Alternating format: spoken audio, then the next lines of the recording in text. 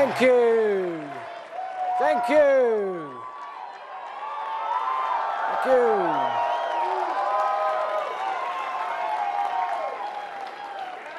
There comes a time in the history of nations when fear and forgetfulness cause a nation to hesitate, to waver, and perhaps even to succumb.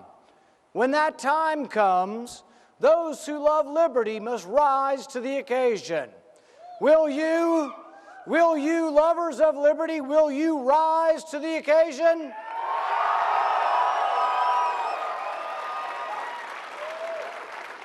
When politicians accept censorship, when politicians accept imprisonment without trial, when politicians accept torture, even of the innocent, as necessary, then lovers of liberty must rise.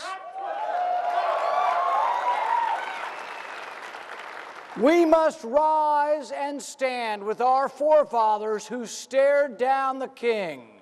We must rise as free men and women and reclaim our birthright. We must protect and defend the Constitution against all enemies, foreign and domestic.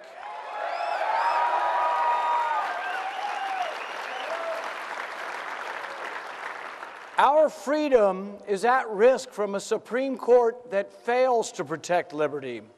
In the mistake of the century, Justice Roberts affirmed the power of the government to force you to buy insurance.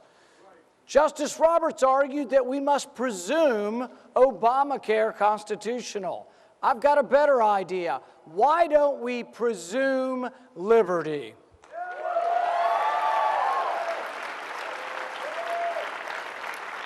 Just as we are presumed innocent, so too we should be presumed free. President Obama's fundamental promise that if you like your doctor, that you can keep them, was a lie. Obamacare, at its very core, takes away a patient's right to choose. I promise you this, as a doctor, I will take it and make it my mission to heal the nation, reverse the course of Obamacare, and repeal every last bit of it.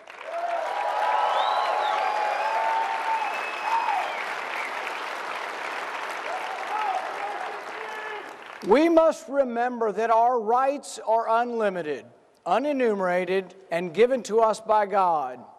Don't let anyone tell you otherwise. The Ninth Amendment says that those rights not listed are not to be disparaged. You do have a right to privacy. Your rights are who you are. Your rights are what you are. Your rights are in your DNA, and the government can, quite frankly, get over it.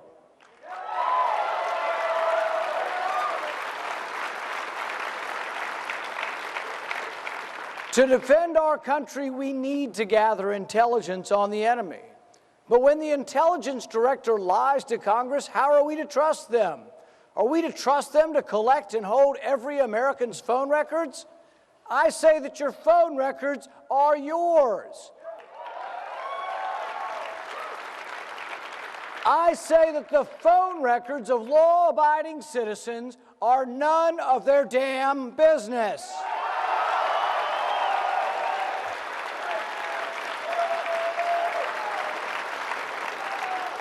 From within, our freedom is threatened by debt and by a government that regulates everything that moves.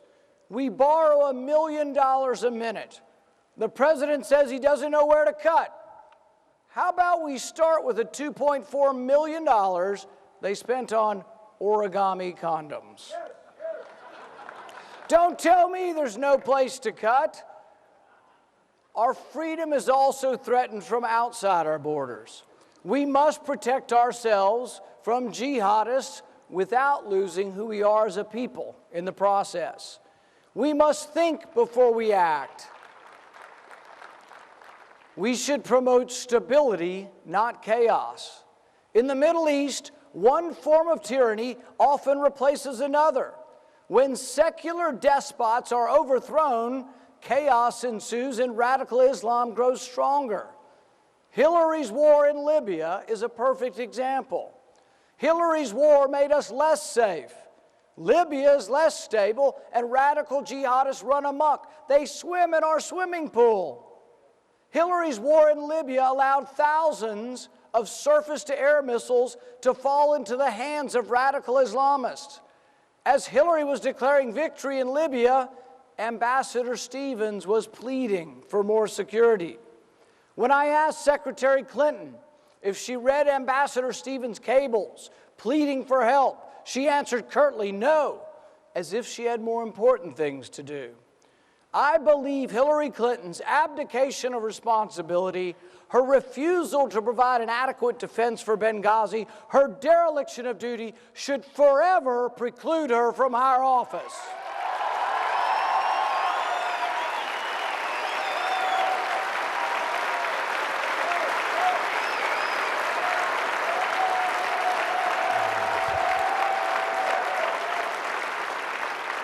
It's time for Hillary Clinton to permanently retire.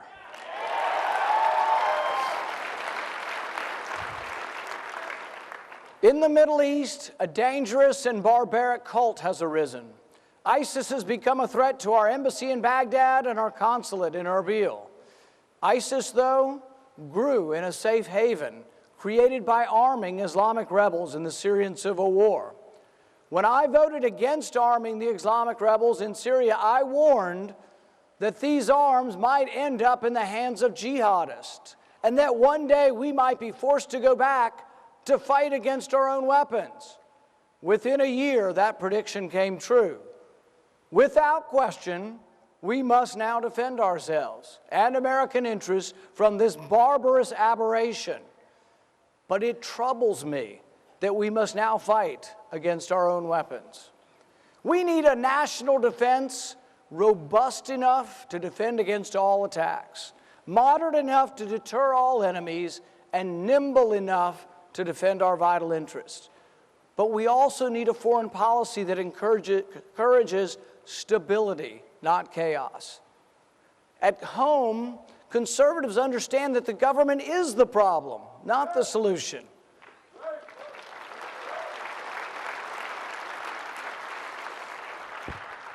But as conservatives, we should not succumb to the notion that a government inept at home will somehow become successful abroad.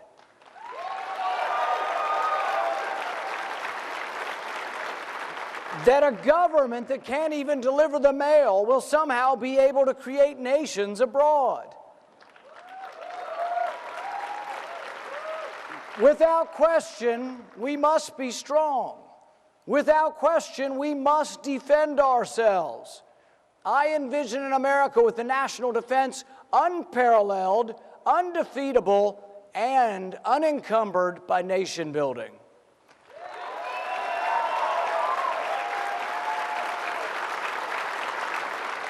I envision a national defense that promotes, as Reagan put it, peace through strength.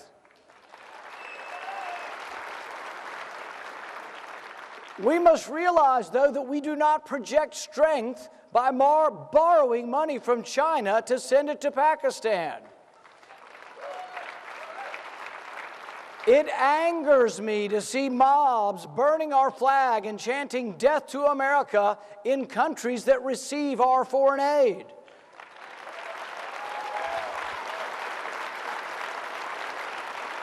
I say it must end. I say not one penny more to these haters of America.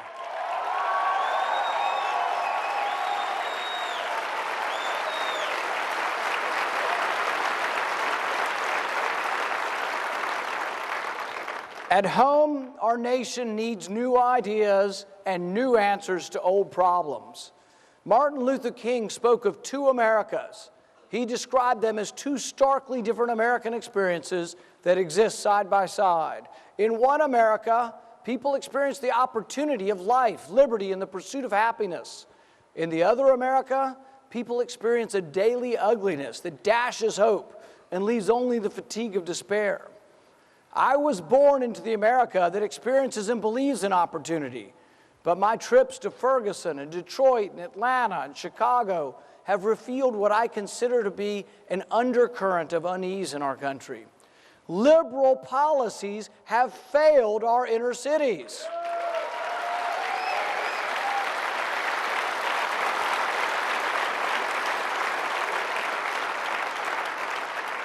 Liberal policies have failed our poor communities. Our schools are not equal, and the poverty gap continues to widen. It's time for a new way, a way predicated on opportunity and freedom. Those of us who have enjoyed the American dream must break down the wall that separates us from the other America. The president's answer is to raise taxes again. I believe we should do the opposite. I propose we cut everyone's taxes from the richest to the poorest.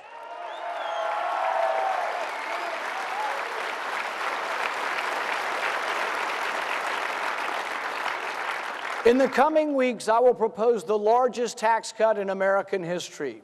A tax cut that will leave more money in the paychecks of every worker in America.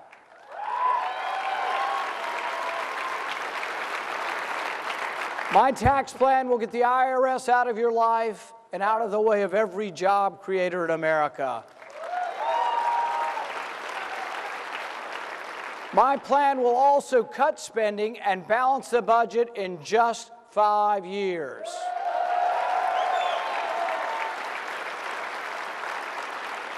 To fix Washington, we can't have business as usual. Often bills are plopped on our desk with only a few hours to review. No one, and I mean no one, is able to read what is in the bill. I propose something truly outrageous. Congress should read every bill.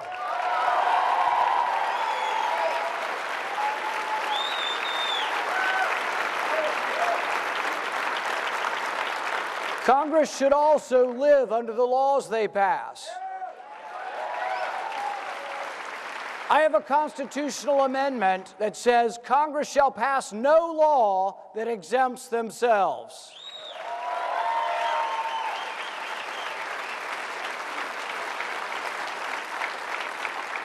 And finally, if they won't listen, we should limit all their terms and send the career politicians packing.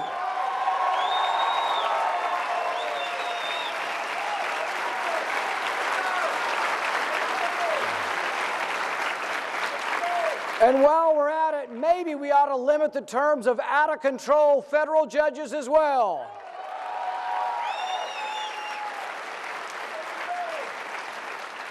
We need to return to our founding principles, stand up for the entire Bill of Rights. Our future can include a road back to prosperity, back to respect at home and abroad. It should include a balanced budget and a simple, fair tax system. It should include a government that protects your rights and your security.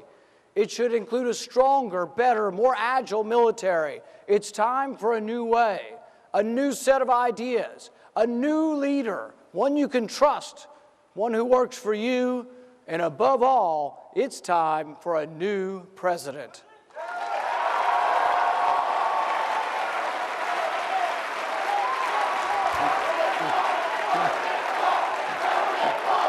Thank you.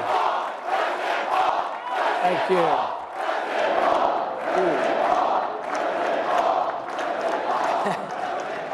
I believe that America has much greatness left, but we must believe in ourselves, believe in our founding documents, believe in the economic system that creates more stuff for more people than at any time in recorded history. American innovations have changed the world for the better. America is an idea factory, and there are ideas yet to be born. You and your friends create those ideas. You are America's greatest hope, America's dream. Our best days are ahead of us. It is not the desire for wealth that drives us. What drives us is the desire for freedom. The history of man is the history of men and women striving to restrain the power of government and expand the realm of freedom. Will you stand with me? Will you fight for freedom? Will you vote for freedom?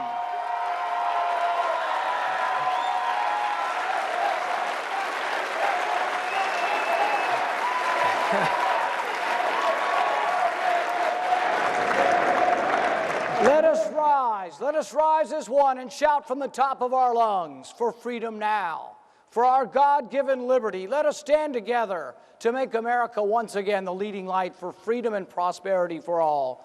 Thank you, God bless you, and God bless America.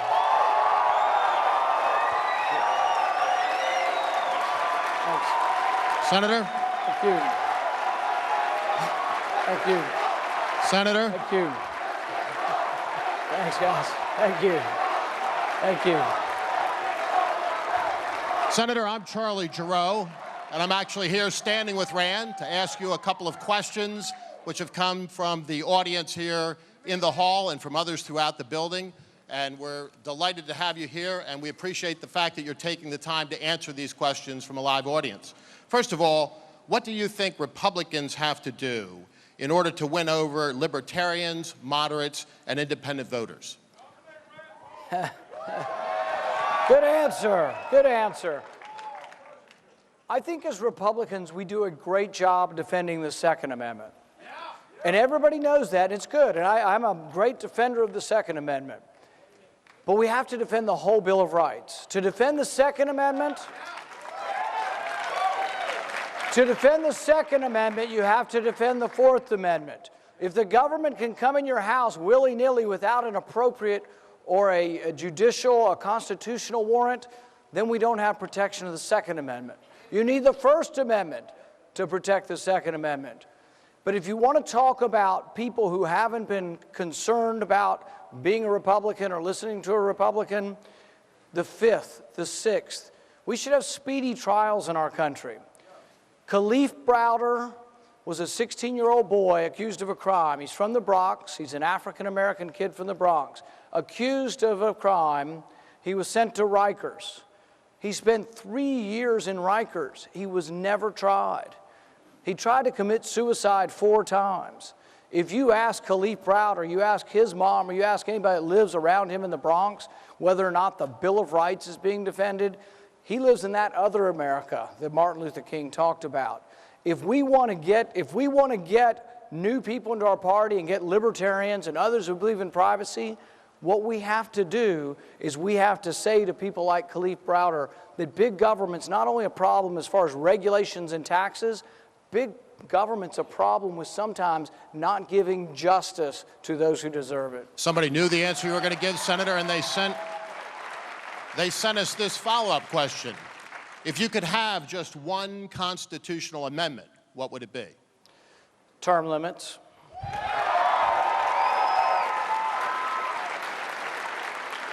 Senator, what is your biggest criticism of Congress right now? That they're dysfunctional. That even when we agree on things, we can't get anything done. I had a bill last year with the majority leader and couldn't get it done. With the Democrat majority leader, couldn't even get a vote on it. There's a dysfunctionality to the place. We go week after week after week and we don't get things done. One of the biggest problems we have in our country is the debt. We're borrowing $1 million a minute, and the debt continues to grow and grow by leaps and bounds because Congress doesn't do their job. We're supposed to have 12 individual spending bills. We don't. We lump them all together. We lurch from one deadline to the next deadline, and then when it comes, it's like, hurry up. Either the government's going to shut down, or you have to pass all the spending grouped together in one package. So what I've been saying is, why don't we just do our job? Why don't we pass each individual spending bill on its own and control the power of the purse? Time for one quick one and then a quick follow-up, Senator. How do you respond to some conservatives and Republicans who say you aren't tough enough in your stand on foreign policy? You know, I think the question of foreign policy is a valid one and a very important one. When I look at government, I think that the most important thing we do at the federal government level is defend our country. Without question, bar none. National defense is a constitutional function. It's the most important function we have. When I look at spending, when I look at what we should spend money on, this or national defense, or this or that or national defense, for me the priority always is national defense. When we get to foreign policy, though, we're not all the same. Not all Republicans are the same on foreign policy. There is a spectrum. On one end, There are people who believe we should never be anywhere outside our borders. On the other end, there are people who believe we should be everywhere all the time. I think really, in the end, what we should do is obey the Constitution. The Constitution says that war, when we go to war, should be declared and should be initiated by Congress. Final question, Senator. And we appreciate your being with us in the time limits that you've kept. Is naturally curly hair the greatest attribute the good Lord could give anyone? My only comment on that is people keep saying, is that really his hair? Can it be that bad? So one time I was at a rally in Litchfield, Kentucky, and a woman came up to me and she grabbed me by the hair and she said, oh, I just wanted to see if it was real or not. Thank you, Senator. Thanks, everybody.